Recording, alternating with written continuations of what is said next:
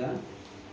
ఈరోజు భారత communist party Marxist Kadapa జిల్లా కమిటీ ఒక ప్రధాన దినపత్రికలో వస్తున్నటువంటి బి నారాయణ సిపిఎం నాయకుడిగా భూ కబ్జాలపైన కథనాలు ప్రచురిస్తూ ఉన్నారు.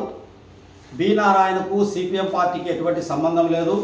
ఆయన పార్టీ ప్రాథమిక సభ్యత్వం 2023 నుంచి లేనటువంటి విషయము అందరికీ తెలిసిన విషయమే. మళ్ళీ సిపిఎంను జోడించి నారాయణ పేరుతో రాయడం అనేటువంటిది భవిష్యత్తులో జరగకూడదని చెప్పి మేము పత్రికాముఖంగా ప్రెస్కు తెలియజేస్తూ ఉన్నాం.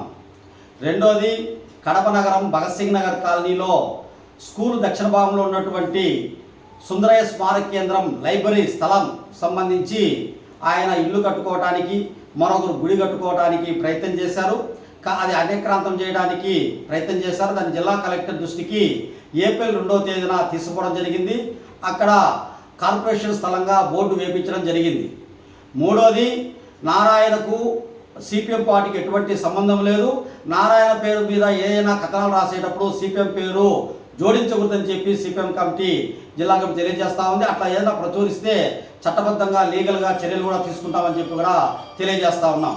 జి చంద్రశేఖర్, సిపిఎం జిల్లా కార్యదర్శి, కడప.